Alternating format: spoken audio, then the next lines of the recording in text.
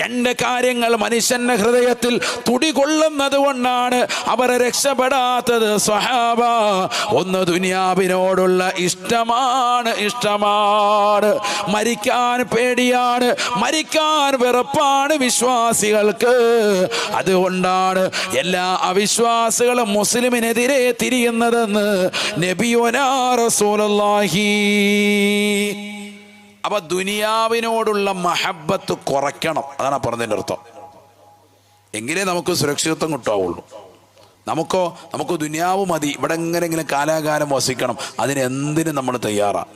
കാരണം എന്താ, ദുനിയാവിനോട് വല്ലാത്ത ആർത്തി വന്നു.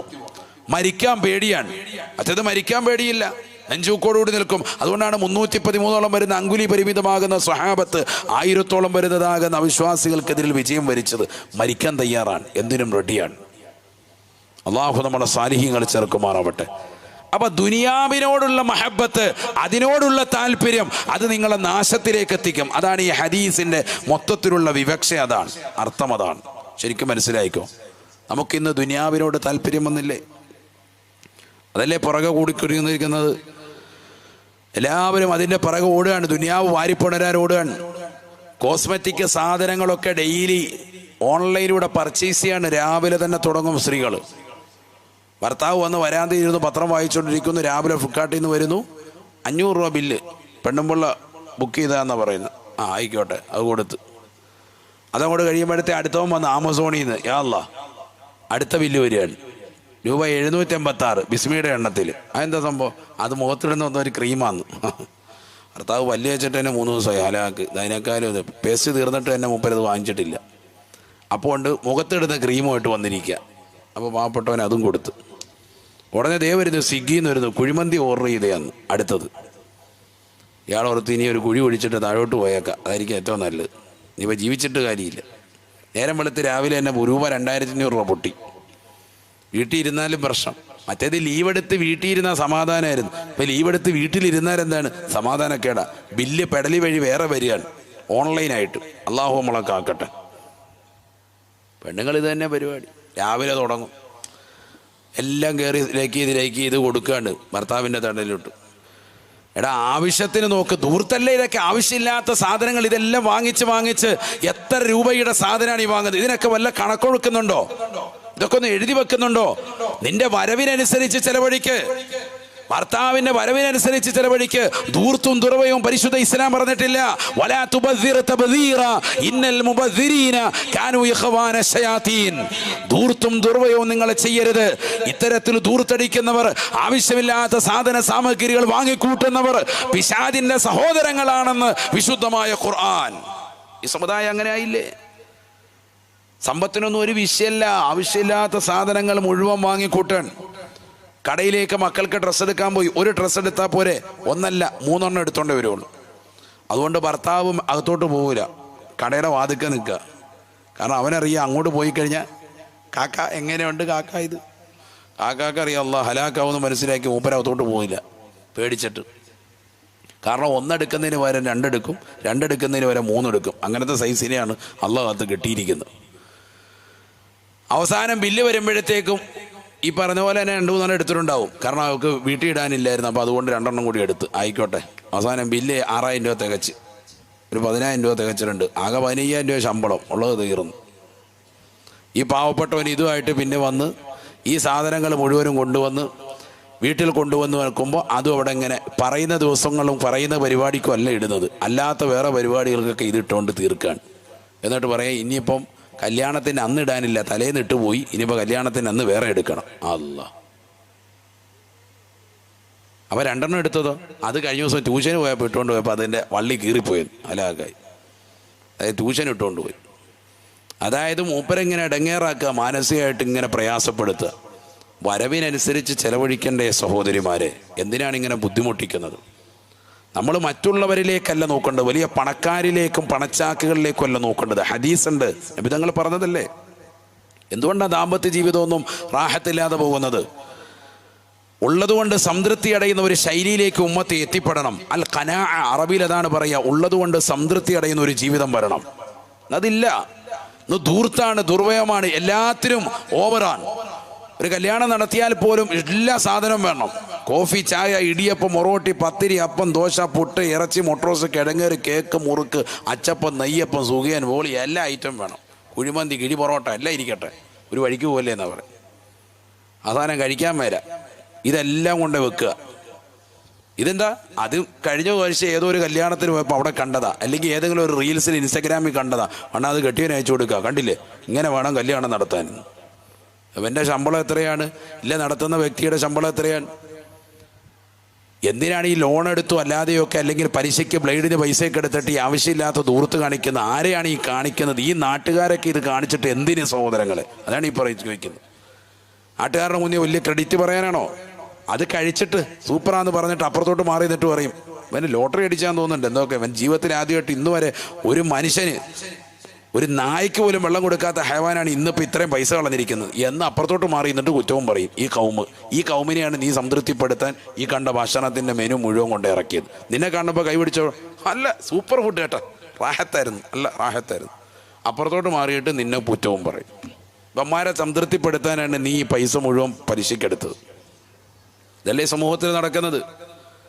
അതുകൊണ്ട് ഉള്ളത് കൊണ്ട് ഒരു സംഭവം, ഒരു പൊറോട്ടായി ഇറച്ചിക്കറി ആയിക്കോട്ടെ, ഒരു സംഭവം ഉള്ളൂ, അല്ലെങ്കിൽ ഒരു നെയ്ച്ചോറ്, അതിനോടൊപ്പം ഒരു കറി, അല്ലെങ്കിൽ ഒരു ബിരിയാണി വെച്ചു, അതിനല്പം വെള്ളവും വെച്ചു, മാഷാ അല്ലാ മതി. എന്തിനാണ് ഈ ഓവർ? ആവശ്യമില്ലാത്ത എല്ലാ സാധനങ്ങളും വേണമെന്ന് വാശി പിടിക്കുന്നതിനാ? പണമുള്ളവൻ പേക്കൂത്തുകൾക്കിന്നടിമയാ, കല്യാണം അത് നടമാടുവാനൊരു വേദിയാ.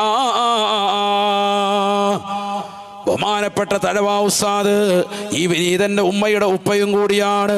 അള്ളാഹുവിടുത്തെ ദറജ ഉയർത്തണേ അല്ലാ. മവാഹിബുൽ ജലിയിലൂടെ ലോകരെ പഠിപ്പിക്കുകയാണ്. പണമുള്ളവൻ പേക്കൂത്തുകൾക്കിന്നടിമയാ, കല്യാണം അത് നടമാടുവാനൊരു വേദിയാ. സദ്യക്ക് സമയം എത്തിയാൽ കേൾക്കുന്നതാ, വിഭവങ്ങളെല്ലാം പലതരം ഇവിടുള്ളതാ. സദ്യക്ക് സമയം എത്തിയാൽ കേൾക്കുന്നതാ, വിഭവങ്ങളെല്ലാം പലതരം ഇവിടുള്ളതാ. ബിരിയാണി വേണ്ടവർ പോകണേ തെക്കോട്ട്, നെയ്ച്ചോറിനാഗ്രഹമുള്ളവർ വടക്കോട്ട്. വെറും ചോറും കറിയും പ്രഥമനും കിഴക്കോട്ട്, പോകേണ്ടതാണ് കൈ കഴുകുവാൻ താഴോട്ട്. ആർക്കെവിടെയും കടക്കാം, നോക്കാം, രസിക്കാം, സ്ത്രീകൾക്ക് സ്വർഗം തന്നെയായി കണക്കാക്കാം. എത്ര അർത്ഥവത്തായ വരികളാണ്. തഴവ ഉസ്താദ് മരണപ്പെട്ടിട്ട് 10-25 വർഷം കഴിഞ്ഞു. ആലോചിക്കണം. അതിനും 20 കൊല്ലം മുമ്പ് എഴുതി പൂർത്തീകരിച്ച മവാഹിബുൽ ജലിയ, ഏകദേശം 46 കൊല്ലം മുമ്പ് എഴുതി തീർത്തതാകുന്ന പദ്യശകലങ്ങളിൽ അദ്ദേഹം ഇന്നത്തെ സമുദായത്തിലേക്ക് നോക്കിയിട്ടൊരു കറാമത്തൊന്നോണം എഴുതി വെച്ച പദ്യമാണ്. കറക്റ്റ് അല്ലേ? അതിയാരെന്താ, നമുക്ക് സദ്യ മതി, എന്നാ അങ്ങോട്ട് പോയി ആ സൈഡ് കേട്ടോ. സദ്യ മട്ടനാണോ? മട്ടനാണെങ്കിൽ ഇങ്ങോട്ട്, കുട്ടനാണെങ്കിൽ അങ്ങോട്ട്, എല്ലാ ഐറ്റവും ഉണ്ട്. കൈ കഴുകുക ആകാശത്തോട്ട് പോയിക്കോ, സോപ്പിടാൻ താഴോട്ട് പോയിക്കോ, എങ്ങോട്ട് പോയാലും എല്ലാ പരിപാടിയും റെഡിയാണ്. ഇതൊക്കെ ആരുണ്ടാക്കി ഈ പരിപാടി? ചില ആളുകൾ മട്ടൻ വേണ്ടവരുണ്ട്, ഓടിക്കേറിയതാണ് ഒരു വാതിലൂടെ, അവസാനം ചെന്നിരുന്നത് സദ്യക്കകത്ത. അപ്പോൾ എടാ നീ സദ്യ കഴിക്കുവാണ്, പെട്ട് വന്നിരിക്കുക. ഇനിയിപ്പോൾ ഇവിടുന്ന് എഴുന്നേറ്റ് പോയാൽ അപ്പുറത്ത് സീറ്റ് കിട്ടത്തില്ല എന്നറിയാം. ഉള്ളതായിക്കോട്ടെ എന്ന്. ഇല്ല ഞാനിപ്പം വെയിറ്റ് ഇത് ഷുഗറൊക്കെ ഉണ്ട്. എവിടെ ഷുഗർ? മട്ടൻ കിട്ടി അത് അടിക്കാമെന്ന് കരുതി കയറിയതാണ്, വാതിൽ മാറിപ്പോയി, നേരെ സദ്യയുടെ വാതിലെല്ലാം കൊണ്ടാണ് പോയത്. അങ്ങനെ പെട്ട് കഴിച്ച കൗമും നമ്മുടെ കൂട്ടത്തിലുണ്ട്. അള്ളാഹു നമ്മളെ സാലിഹീങ്ങൾ ചേർക്കട്ടെ. ഏതും ആയിക്കോട്ടെ, ഇതെല്ലാം ധൂർത്തും ദുർവ്യവും. എത്ര സമ്പത്താണ് ഇതിനു വേണ്ടി കളയുന്നത്, എത്രയാണ് അടിച്ചു പൊളിക്കുന്നത്, എത്ര ആളുകളാണ് ഇതിനു വേണ്ടി സമയം ചെലവഴിക്കുന്നത്. ഒരു കല്യാണം വന്ന ഡ്രസ് കോഡുകളാണ്. ഒരു ദിവസം പച്ച, അടുത്ത ദിവസം മഞ്ഞ, അടുത്ത ദിവസം നീല, ഓരോ ദിവസം ഇങ്ങനെ ഇട്ടുകൊണ്ടിരിക്കുക. പച്ചക്കല്യാണം, മഞ്ഞക്കല്യാണം, ചുവപ്പ് കല്യാണം, മുട്ടായി കൊടുക്കൽ, എത്ര പരിപാടികൾ. വയറ് കാണൽ, വയറ് പുതുക്കൽ, അങ്ങനെ വീട് കാണൽ, വീടിൻ്റെ പാലുകാച്ചി, ഇങ്ങനെ തുടങ്ങിയിട്ടുള്ള എല്ലാ പരിപാടികളും, നല്ല വാതിൽ തുടങ്ങിയിട്ടുള്ള എല്ലാ പരിപാടിയും പെണ്ണുങ്ങൾ തുടങ്ങി വെച്ച പരിപാടികളാണ്. ഇതെല്ലാം പരിപാടിയുണ്ട്. ഇതിനെങ്ങനെ വലിയ അണിഞ്ഞൊരുങ്ങി ഇതിനൊക്കെ പോകുന്നതിന് ഡ്രസ്സ് വേണം. അതാ രസം. ഇന്നിട്ട് നാളെ പറ്റൂലല്ലോ. ഇന്ന് മഞ്ഞയാണ്, ഇന്ന് എല്ലാവരും മഞ്ഞ ദിവസമാണ്, മഞ്ഞളും തേച്ച് നടക്കുകയാണ്. നാളെ കറുപ്പ് 70 കഴിഞ്ഞ് വല്യപ്പോ വരെ കറുപ്പ് ഇട്ടുകൊണ്ട് ബർമൂട ഇട്ടുകൊണ്ട് യോയ്യോ ഫ്രണ്ട് വീടിൻ്റെ വാതിൽക്ക് വന്ന് നിൽക്കുകയാണ് ഫോട്ടോ എടുക്കാൻ റെഡിയായിട്ട്. നമ്മുടെ സമുദായത്തിൻ്റെ അവസ്ഥയെ ഒന്ന് ആലോചിച്ച് നോക്ക്. ഈ വല്യപ്പയാണ് ദീൻ പറയേണ്ടതും വീട്ടിൽ മറ്റുള്ളവർക്ക് ദീൻ പറഞ്ഞു കൊടുക്കേണ്ട മാതൃകയായ മനുഷ്യൻ. പള്ളിക്കകത്ത് വന്നിട്ട് പള്ളിയിലെ ഒരു മാറാല നീക്കാത്തതിൻ്റെ വിഷയത്തിൽ ആയത്തു ഹദീസു ഓതി ബഹളം വെച്ച് കമ്മറ്റി ഇറക്കി വിട്ട ആചാര ഇപ്പം ആ പള്ളി നിക്കർ വിട്ടുകൊണ്ട് അവിടെ പോയി തൊട്ട് യോയോ കളിക്കുകയാണ് കല്യാണത്തിൻ്റെ വീഡിയോ പിടിക്കാൻ. അള്ളാഹു നമ്മളെ കാത്ത് സംരക്ഷിക്കട്ടെ. നമ്മുടെ ഈ സമുദായത്തിൻ്റെ അവസ്ഥ എവിടെയാ സഹോദരങ്ങളെ? എന്താ ഈ സമുദായം കാണിച്ചു കൂട്ടുന്നത്? അള്ളാഹു നമ്മളെ കാത്ത് സംരക്ഷിക്കട്ടെ. തഴവാ ഉസ്താദിന്റെ വരികൾ എത്ര ശരിയാണ്. പണമുള്ളവൻ പേക്കൂത്തുകൾക്കിന്നടിമയാ, കല്യാണമത് നടമാടുവാനൊരു വേദിയാ. സമ്പത്ത് കയ്യിലേക്ക് വരുമ്പോൾ അള്ളാഹുവിനെ മറക്കുന്നവരായി മാറുകയാണ്. സമ്പത്ത് കയ്യിലേക്ക് വരുമ്പോൾ പടച്ച റബ്ബിനെ മറക്കുകയാണ്. മക്കളുടേതാകുന്ന കല്യാണം കടന്നു വരുമ്പോൾ തൻ്റെ കയ്യിലുള്ള സമ്പത്ത് മുഴുവനും എടുത്തു കാണിക്കാനുള്ള മാർഗമായി ഈ ദുനിയാവിൽ ജനങ്ങൾ മാറിയില്ലേ? അള്ളാഹുവേ നീ പൊറുക്കണേ നാഥാ. അറിവില്ലാത്ത ജനതയല്ല, വിവരമുള്ള ആളുകൾ പോലും അത്തരത്തിലുള്ള തെറ്റുകളിലേക്ക് വഴുതി മാറുന്നില്ലേ? ആഖിറം നഷ്ടമല്ലേ, നഷ്ടമല്ലേ? ഹബീബായ റസൂലുള്ളാഹി സ്വല്ലല്ലാഹു അലൈഹി വസല്ലമ തങ്ങൾ തന്റെ പ്രിയപ്പെട്ട അനുയായികളോട് പറയുകയാണ്, ഉള്ളതുകൊണ്ട് സംതൃപ്തിയുടെ എന്ന ജീവിതം നയിക്കണേ. വസ്ഹദ് വദാഫഖുദുൻ ഇലാഖത ഖൽബിക ബിൽമാലി ലാ ഫഖുദുൻ ലഹു തഖു അഖലാ വസുഹുദു അഹ്സനു മൻസിബിൻ ബഅദ التقى وبه ينال مقام أرباب العلا. അല്ലാഹു സുബ്ഹാനഹു വ തആല നൽകുന്ന സമ്പാദ്യം ഉള്ളതുകൊണ്ട് സംതൃപ്തിയടയുന്ന ഒരു തരത്തിലേക്ക് ഈ സമുദായം എത്തിപ്പെടണേ. ആ നിലയിൽ പടച്ച റബ്ബിന്റെ മുന്നിൽ പരിപൂർണമായി നന്ദി പ്രകാശിപ്പിച്ചുകൊണ്ട് കഴിയലാണ്. തഖ്വ കഴിഞ്ഞാൽ ഏറ്റവും മഹനീയമായ ജീവിത രീതി എന്ന് ഉലമാക്കൾ പഠിപ്പിക്കുകയാണ്. അല്ലാഹുവേ, ഞങ്ങൾക്ക് അത്തരത്തിലുള്ള ജീവിതമാർഗം നീ നസീബാക്കണേ അല്ലാ, നീ നസീബാക്കണേ അല്ലാ. അല്ലാഹുവിന്റെ പള്ളിയിൽ നിന്ന് ബാങ്ക് മുഴങ്ങുമ്പോ കൃത്യമായി ജുമാകളെ ജമാഅത്തുകളെ ശ്രദ്ധിക്കാൻ എത്ര മുസ്ലിമീങ്ങളാണ് തയ്യാറാകുന്നത്? കടയിലേക്ക് പോകുകയല്ലയോ, കട തുറന്നു വെക്കാൻ വേണ്ടി ഓടുകയല്ലയോ? അല്ലാഹുവിന്റെ പള്ളിയിൽ നിന്ന് മുഴങ്ങുന്ന ബാങ്കുകളെ നിസാരവൽക്കരിക്കുന്ന ജനങ്ങളായി മാറിയില്ലയോ? ആദരവായ റസൂലുള്ളാഹി സ്വല്ലല്ലാഹു അലൈഹി വസല്ലം തങ്ങള് സ്വഹാബത്തിനോട് പറയുകയാണ്, സ്വഹാബ ലാ സ്വലാത്ത ലിജാരിൽ മസ്ജിദി ഇല്ലാ ഫിൽ മസ്ജിദി. പള്ളിയുടെ പരിസരങ്ങളിൽ വസിക്കുന്ന പ്രിയപ്പെട്ട മുസ്ലിമീങ്ങളെ, ചെറുപ്പക്കാരാ, പള്ളിയിലല്ലാതെ നിനക്ക് നിസ്കാരമില്ല എന്ന് ഹബീബ് മുഹമ്മദ് മുസ്തഫ. എന്തുകൊണ്ടാണ് പെങ്ങളെ നിങ്ങളുടെ ജീവിതത്തിൽ ദാരിദ്ര്യം ഉണ്ടാവുന്നത്?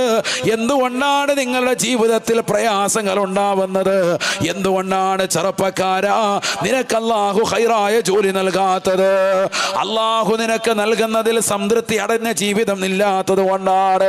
അല്ലാഹു ഖുർആനിലൂടെ പറയുകയാണ്, വലാ തമുദ്ദന്ന ഐനൈക ഇലാ മാ മത്തഅനാ ബിഹി അസ്വാജം മിൻഹും സഖറത്തൽ ഹയാത്തി ദുനിയാ لنفتنه فيه.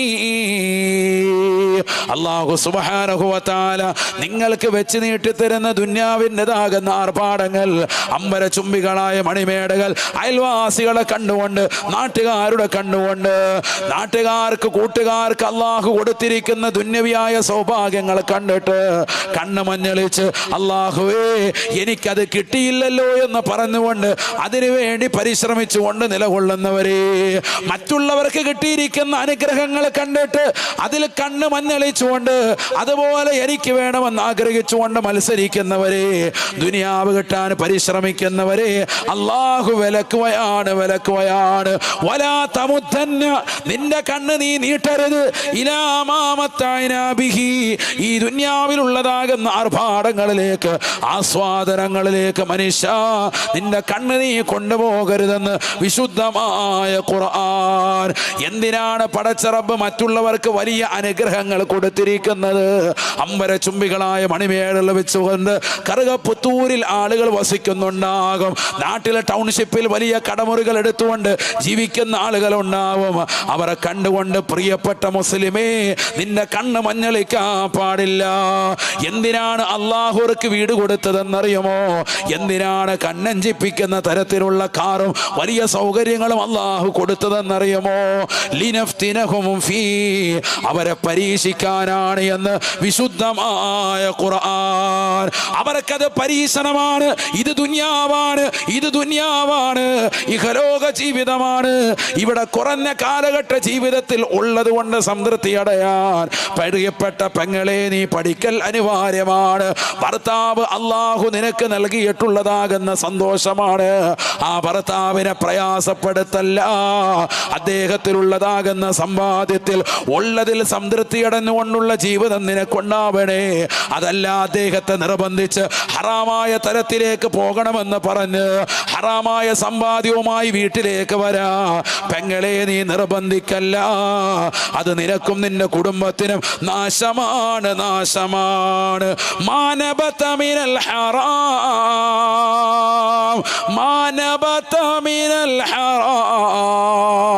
ഫന്നാറു ഔലാ ബിഹി.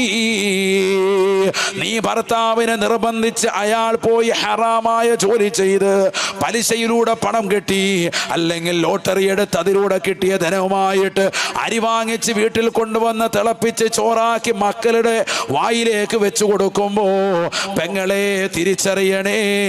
അല്ലാഹുവിന്റെ റസൂൽ പറയുകയാണ്, മാനബത മിനൽ ഹറാം, ഹറാമിലൂടെ ഊട്ടപ്പെട്ടതായ ശരീരമുണ്ടോ ഫന്നാറു ഔലാ ബിഹി, നരകവുമായി ഏറ്റവും ബന്ധപ്പെട്ടത് ആ ശരീരമാണെന്ന് നബിയുനാ റസൂലുള്ളാഹി. വഖൂദുഹാ അന്നാസ് വൽ ഹിജാറ, നാളെ നരകത്തിന്റെ വിറകുള്ളികളായിട്ട് മാറ്റപ്പെടുന്നത് ഈ ദുനിയാവിൽ പലിശയുമായി ബന്ധപ്പെട്ട ജീവിതം നയിച്ചവന്റെ ശരീരമാണ്. ഈ ദുനിയാവിൽ ഹറാം ഭുജിച്ചുകൊണ്ട് നടന്നതാകുന്ന മക്കളാണ്. വാപ്പ കൊണ്ടുവന്ന് കൊടുത്തതാകുന്ന സമ്പാദ്യമാ. പാവപ്പെട്ട പിഞ്ചോമന മക്കൾ അറിയുന്നില്ല. വാപ്പ ചെയ്ത ജോലി ഹറാമാണെന്ന് തിരിച്ചറിയുന്നില്ല. വാപ്പ എടുത്ത ലോട്ടറി ഇസ്ലാമിക വിരുദ്ധമാണെന്ന് മക്കൾ അറിയുന്നില്ല. അതിലൂടെ കിട്ടുന്ന സമ്പാദ്യം കൊണ്ട് കഴിച്ചു പോകുന്ന ഭാര്യ, കഴിച്ചു പോകുന്ന മാതാപിതാക്കൾ, കഴിച്ചു പോകുന്ന മക്കൾ നരകത്തിന്റെ വിറകുള്ളികളാണെന്ന് ഹബീബ് മുഹമ്മദ് മുസ്തഫ. പ്രിയപ്പെട്ട മുസ്ലിമേ, ഇന്ന് പലിശയുമായി ബന്ധപ്പെടാതെ ജീവിക്കുന്നത് ആരാണ്? ഏത് സത്യവിശ്വാസിയാണ്? ആരാണ് അതിനെ ശ്രദ്ധിക്കുന്നത്? റസൂലുള്ള പറയുകയാണ്, ആകിലു റിബാ വമൂകിലുഹു വകാതിബഹു വശാഹിദുഹു കുല്ലുഹും ഫിന്നാർ. പലിശയ്ക്ക് വേണ്ടി സാക്ഷി നിൽക്കുന്നവരെ, അത് എഴുതാൻ വേണ്ടി പറയുന്നവരെ, അത് എഴുതാൻ വേണ്ടി നിലകൊള്ളുന്നവരെ, അത് എഴുതിക്കുന്നവരെ, അത് വാങ്ങുന്നവരെ, അത് കൊടുക്കുന്നവരെ, നിങ്ങളെല്ലാവരും സമന്മാരാണ്. പലിശയുടെ വിഷയത്തിൽ സമന്മാരാണ്. കുല്ലുഹും സവാഉൻ, എല്ലാവരും ആ വിഷയത്തിൽ തുല്യരാണ്. എല്ലാവരും നരകത്തിലാണ്, നരകത്തിന്റെ വിറകൊള്ളികളാ. പറഞ്ഞത് കുമ്മനമല്ല, ഹബീബ് മുഹമ്മദ് മുസ്തഫ. 1400 വർഷം മുമ്പ് റസൂലുള്ളാഹി സ്വല്ലല്ലാഹു അലൈഹി വസല്ലമ തങ്ങള് സ്വഹാബത്തിനോട് പഠിപ്പിച്ച അധ്യാപനമാണ്.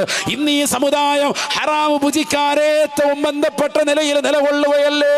സ്വന്തം കൂടപ്പിറപ്പുകളെ പോലും കൊന്നുകളയാൻ മടിക്കാത്തതാകുന്ന കൊട്ടേശ സംഘത്തിലേക്ക് പോയിട്ടുള്ളത് 25 വയസ്സുള്ള മക്കളാ, 20 വയസ്സുള്ള പൊന്നുമോനാ, 14, 16, 13, 12 വയസ്സുള്ളതാകുന്ന പെൺകുട്ടികൾ പോലും കൂടെ പഠിക്കുന്ന പഠിക്കുന്ന കൂട്ടുകാരി എനിക്ക് വിവാഹം ചെയ്താൽ മതിയെന്ന് പരസ്യമായി പറയുന്ന ഒരു യുഗത്തിലേക്ക്, ലെസ്ബിയന്റെ കാലഘട്ടത്തിലേക്ക് ഈ സമുദായം എത്തിയില്ലേ?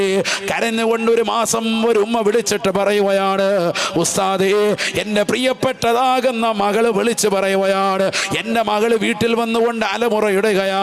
18 വയസ്സുള്ള പൊന്നുമോളാണ്.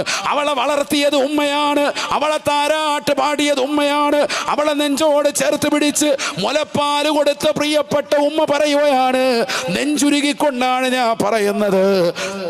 എൻ്റെ പൊന്നുമോൾ എൻ്റെ അടുക്കൽ വന്നിട്ട് പറഞ്ഞു, ഉമ്മ, എനിക്ക് നിർബന്ധമായും എൻ്റെ കൂടെ പഠിക്കുന്ന ഇന്നാലിന്ന പെണ്ണിനെ കെട്ടിച്ചു തരണേ.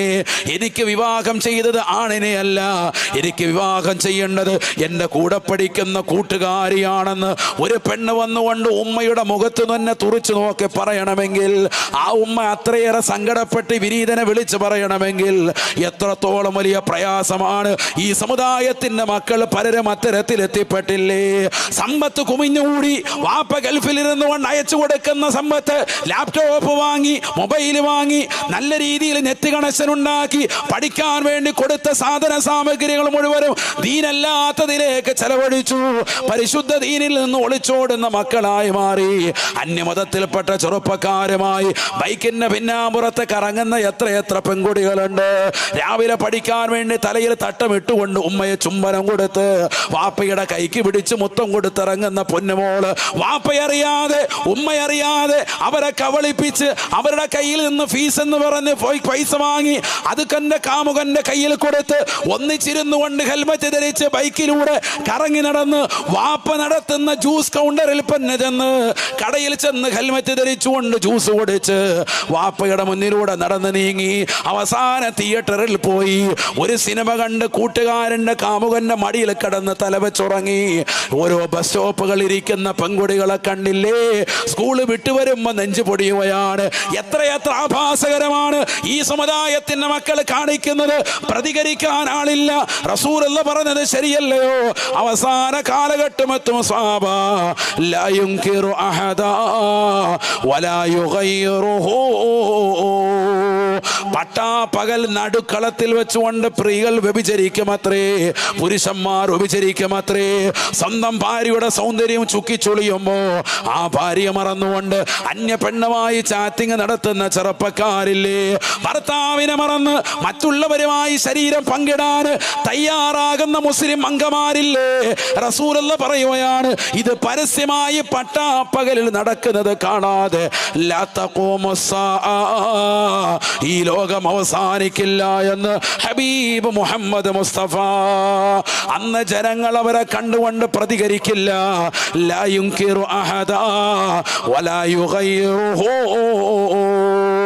പ്രതികരണശേഷി നഷ്ടപ്പെട്ട ആളുകളായി മൊബൈൽ ഉണ്ടെങ്കിൽ രഹസ്യമായി അതിൻ്റെതാകുന്ന ക്യാമറ ഓൺ ചെയ്തു വെച്ച് ഒരു വീഡിയോ ക്ലിപ്പിനുള്ള വകുപ്പുണ്ടാക്കി ബാത്റൂമിനുള്ളിൽ അടച്ചിട്ട ബാത്റൂമിനുള്ളിൽ അവന്റെ ഭോഗം തീർക്കാൻ വേണ്ടി മാത്രമായി പോകുന്ന ആളുകളായി സമുദായത്തിന്റെ മക്കൾ അവശേഷിക്കുമേ, അവശേഷിക്കുമേ.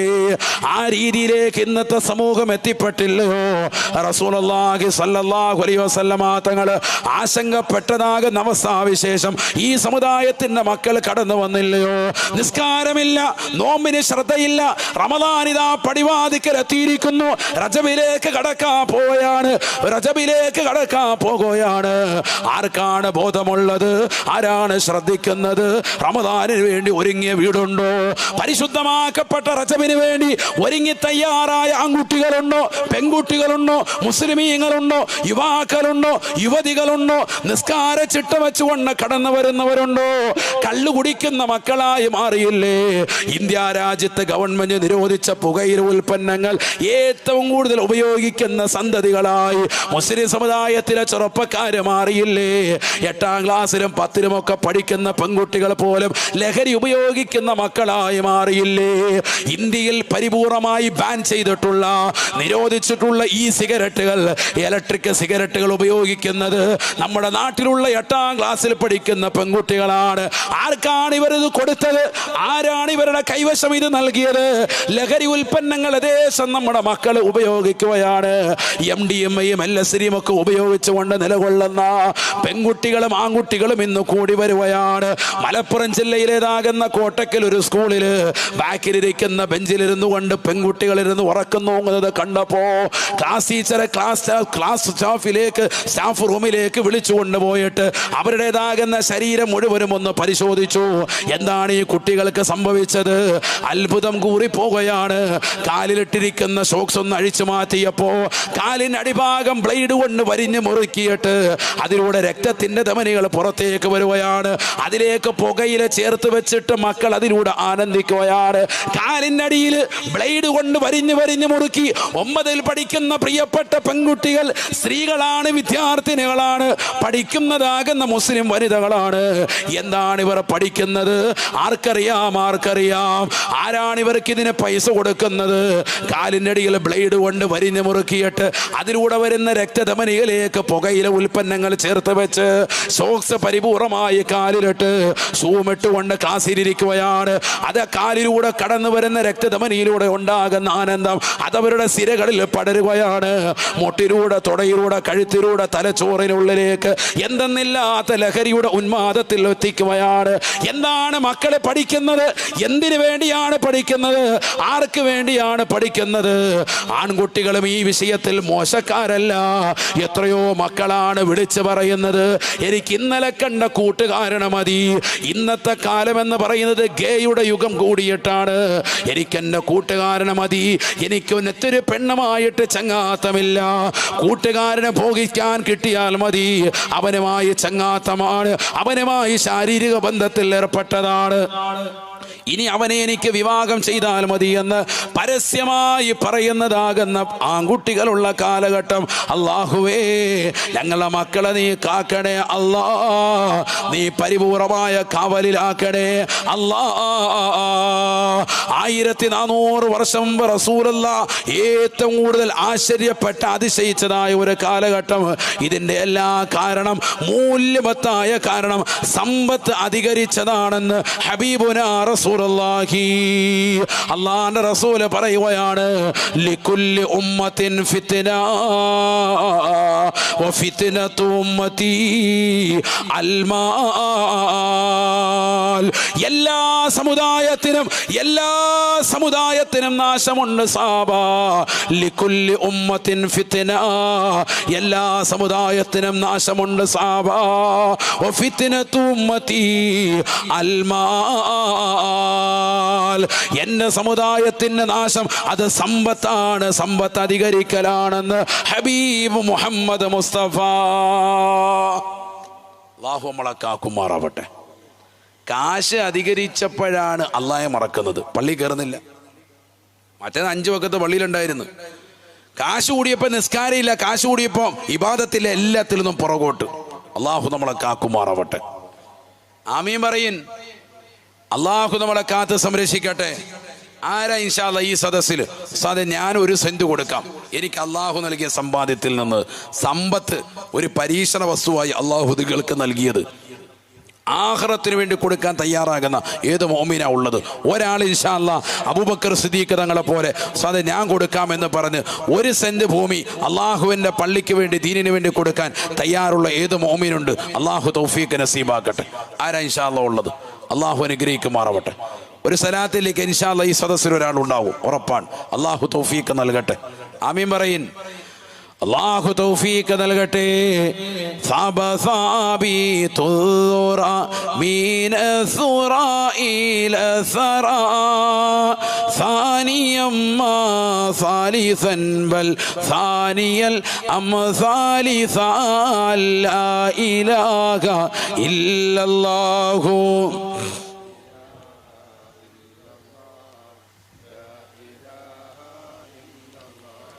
മുഹമ്മദുർ റസൂലുള്ളാഹ്.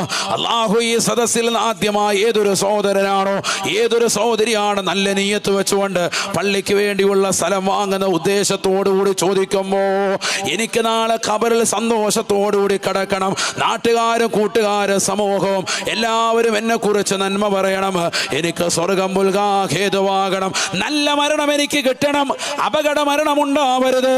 ഈ അടുത്തിടെ ഉണ്ടായിട്ടുള്ള അപകട മരണങ്ങളൊന്ന് നോക്കണേ. പാലക്കാട് ജില്ലയിലെ പാവപ്പെട്ടതാകുന്ന 4 പെൺകുട്ടികൾ, വിദ്യാഭ്യാസം നുകരുന്ന പെൺകുട്ടികളല്ലേ, കലാലയത്തിൽ പോകുന്ന സമയത്ത് അത് അപകടത്തിൽ പെടുകയാണ്. ലോറി വന്ന് ശരീരത്തിലേക്ക് വീഴുകയാണ്. ആ കുട്ടികൾ മരണത്തേക്ക് വഴുതി മാറിയില്ലയോ?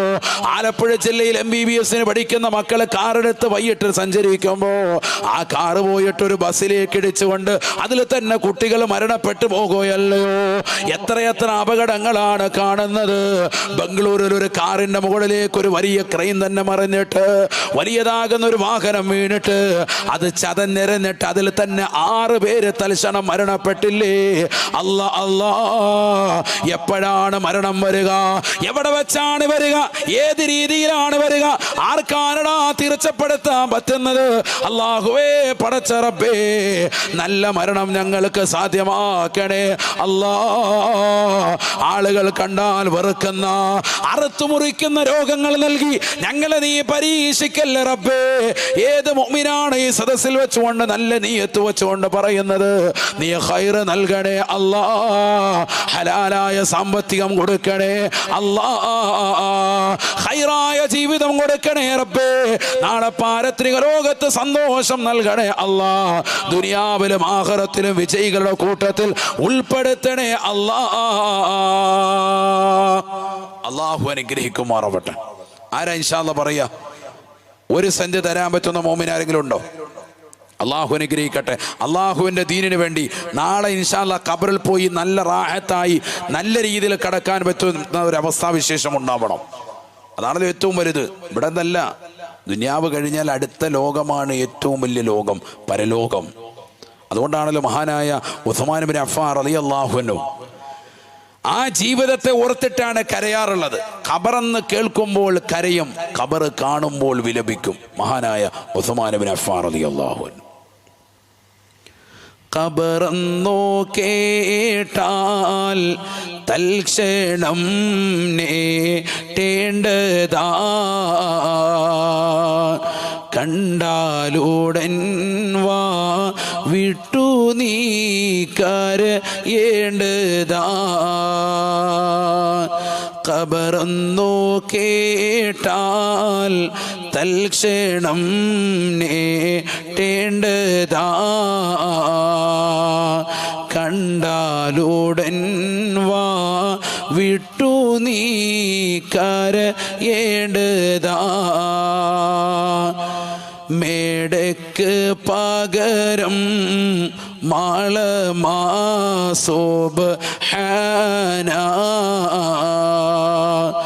റബ്ബി അതിൽ കീഴടക്കേണ്ടതാണ് സമാന. സമ്പാദ്യ മുതലിൽ നീന്ന് 3 ഫാന, അത് മാത്രമല്ലതിലെപ്പോഴും വഹദാന. ഖബറെന്നോ കേട്ടാൽ തൽക്ഷണം നേടേണ്ടതാ, കണ്ടാലുടൻ വാ വിട്ടു നീ കരയേണ്ടതാ. അല്ലാഹുവിന്റെ റസൂൽ സല്ലല്ലാഹു അലൈഹി വസല്ലമ തങ്ങളുടെ തിരുസുന്നത്തുകൾ മുഴുവനും മുറുകെ പിടിച്ചതാകുന്ന ഉസ്മാൻ ഇബ്നു അഫ്ഫാൻ റളിയല്ലാഹു അൻഹു 3ാമത്തെ ഖലീഫയായിരുന്നല്ലോ. ഖബർ കാണുമ്പോൾ കരയുകയാണ്, ഖബർ കാണുമ്പോൾ പൊട്ടിക്കരയുകയാണ്. റസൂലുള്ളാഹി സല്ലല്ലാഹു അലൈഹി വസല്ലമ തങ്ങളുടെ പ്രിയപ്പെട്ട അനുയായികൾ ഉസ്മാൻ ഇബ്നു അഫ്ഫാൻ തങ്ങളുടെ കൂട്ടുകാർ ചോദിക്കുകയാണ്, എന്താണ് മാ യുബ്കീക യാ ഉസ്മാൻ? ഉസ്മാനേ, ഉസ്മാനേ, എന്തിനാണ് കരയുന്നത്? ഖബർ കാണുമ്പോൾ കരയുന്നത്. നരകത്തെ കുറിച്ച് പറയുമ്പോഴും അത്രമേൽ കരച്ചിൽ ഞങ്ങൾ ഇന്ന് വരെ കണ്ടിട്ടില്ല, ഇന്ന് വരെ ഞങ്ങൾ കേട്ടിട്ടില്ല. ഖബറിനെ കുറിച്ച് പറയുമ്പോൾ വാവിട്ട് വല്ലാതെ നിലവിളിക്കുകയാണല്ലോ. ഉസ്മാൻ ഇബ്നു അഫ്ഫാൻ റളിയല്ലാഹു അൻഹു പറയുകയാണ്, സമിഅ്തു റസൂലല്ലാഹി സ്വല്ലല്ലാഹു അലൈഹി വസല്ലമ, അല്ലാഹുവിന്റെ റസൂൽ പറയുന്നത് ഞാൻ എൻ്റെ കർണപുടം കൊണ്ട് കേട്ടിട്ടുണ്ട്. അൽ ഖബറു അവ്വലു മൻസിലിൻ മിൻ മനാസിലിൽ ആഖിറ, ആഖിറത്തിലേക്കുള്ളതാകുന്ന ഏറ്റവും തുടക്കത്തതാകുന്ന ഭവനമാണ് ഖബർ എന്ന് പറയുന്ന ഏകാന്തമാകുന്ന ജീവിതം. അത് ഓർത്തിട്ടാണ് ഞാൻ കരയുന്നത്. ഫഇന്ന ജാമിനുഹു ഫമാ ബഅദഹു ഐസറു, അല്ലാഹുവിന്റെ റസൂൽ പറഞ്ഞതാണ്, ഖബറിൻ്റെതാകുന്ന തുടക്കത്തിൻ്റെതാകുന്ന ഭാഗം മഹ്ശറയിലേക്കുള്ള വിളിയാളം, അത് ലഭിക്കുന്നതിന് മുമ്പ് ഒന്നാമത്തതാകുന്ന ഖബർ, പരലോക ജീവിതത്തിന്റെ തുടക്കഘട്ടം. അവിടെ രക്ഷപ്പെട്ടാൽ ശേഷമുള്ള ജീവിതത്തിൽ രക്ഷയാണ്, മഹ്ശറയിൽ തുണയാണ്, സ്വർഗത്തിലേക്ക് പോകാൻ എളുപ്പമാണ്. വഇല്ലം യൻജു മിൻഹാ ഫമാ ബഅദഹു അശദ്ദു, ഖബറിന്റെ ഏകാന്തതയിൽ ഏകാന്ത പതികനായി കഴിയുന്ന വേളയിൽ നിനക്ക് രക്ഷപ്പെടാൻ സാധിച്ചില്ലയോ, ശേഷമുള്ളത് പ്രയാസമാണ്, ബുദ്ധിമുട്ടാണ്. അത് ഓർത്തിട്ടാണ് ഞാനിങ്ങനെ വിലപിക്കുന്നത് എന്ന് ഉസ്മാൻ ഇബ്നു അഫ്ഫാൻ റളിയല്ലാഹു അൻഹു. അല്ലാഹുവിന്റെ റസൂൽ സല്ലല്ലാഹു അലൈഹി വസല്ലമ തങ്ങളുടെ തിരുസുന്നത്തുകൾ മുഴുവനും മുറുകെ പിടിച്ചതാകുന്ന ഉസ്മാൻ ഇബ്നു അഫ്ഫാൻ റളിയല്ലാഹു അൻഹു മൂന്നാമത്തെ ഖലീഫയായിരുന്നല്ലോ. ഖബർ കാണുമ്പോൾ കരയുകയാണ്, ഖബർ കാണുമ്പോൾ പൊട്ടിക്കരയുകയാണ്. റസൂലുള്ളാഹി സല്ലല്ലാഹു അലൈഹി വസല്ലമ തങ്ങളുടെ പ്രിയപ്പെട്ട അനുയായികൾ ഉസ്മാൻ ഇബ്നു അഫ്ഫാൻ തങ്ങളുടെ കൂട്ടുകാർ ചോദിക്കുകയാണ്, എന്താണ് മാ യുബ്കീക യാ ഉസ്മാൻ, ഉസ്മാനേ ഉസ്മാനേ എന്തിനാണ് കരയുന്നത്? ഖബർ കാണുമ്പോൾ കരയുന്നത്. നരകത്തെ കുറിച്ച് പറയുമ്പോഴും അത്രമേൽ കരച്ചിൽ ഞങ്ങൾ ഇന്ന് വരെ കണ്ടിട്ടില്ല, ഇന്ന് വരെ ഞങ്ങൾ കേട്ടിട്ടില്ല. ഖബറിനെ കുറിച്ച് പറയുമ്പോൾ വാവിട്ട് വല്ലാതെ നിലവിളിക്കുകയാണല്ലോ. ഉസ്മാൻ ഇബ്നു അഫ്ഫാൻ റളിയല്ലാഹു അൻഹു പറയുകയാണ്, സമിഅ്തു റസൂലല്ലാഹി സ്വല്ലല്ലാഹു അലൈഹി വസല്ലമ, അല്ലാഹുവിന്റെ റസൂൽ പറയുന്നത് ഞാൻ എൻ്റെ കർണപുടം കൊണ്ട് കേട്ടിട്ടുണ്ട്. അൽ ഖബറു അവ്വലു മൻസിലിൻ മിൻ മനാസിലിൽ ആഖിറ, ആഖിറത്തിലേക്കുള്ളതാകുന്ന ഏറ്റവും തുടക്കത്തതാകുന്ന ഭവനമാണ് ഖബർ എന്ന് പറയുന്ന ഏകാന്തമാകുന്ന ജീവിതം. അത് ഓർത്തിട്ടാണ് ഞാൻ കരയുന്നത്. ഫഇന്ന ജാമിനുഹു ഫമാ ബഅദഹു ഐസറു, അല്ലാഹുവിന്റെ റസൂൽ പറഞ്ഞതാണ്, ഖബറിൻ്റെതാകുന്ന തുടക്കത്തിൻ്റെതാകുന്ന ഭാഗം മഹ്ശറയിലേക്കുള്ള വിളിയാളം, അത് ലഭിക്കുന്നതിന് മുമ്പ് ഒന്നാമത്തതാകുന്ന ഖബർ, പരലോക ജീവിതത്തിന്റെ തുടക്കഘട്ടം. അവിടെ രക്ഷപ്പെട്ടാൽ ശേഷമുള്ള ജീവിതത്തിൽ രക്ഷയാണ്, മഹ്ശറയിൽ തുണയാണ്, സ്വർഗത്തിലേക്ക് പോകാൻ എളുപ്പമാണ്. വഇല്ലം യൻജു മിൻഹാ ഫമാ ബഅദഹു അശദ്ദു, ഖബറിന്റെ ഏകാന്തതയിൽ ഏകാന്ത പതികനായി കഴിയുന്ന വേളയിൽ നിനക്ക് രക്ഷപ്പെടാൻ സാധിച്ചില്ലയോ, ശേഷമുള്ളത് പ്രയാസമാണ്, ബുദ്ധിമുട്ടാണ്. അത് ഓർത്തിട്ടാണ് ഞാനിങ്ങനെ വിലപിക്കുന്നത് എന്ന് ഉസ്മാൻ ഇബ്നു അഫ്ഫാൻ റളിയല്ലാഹു അൻഹു.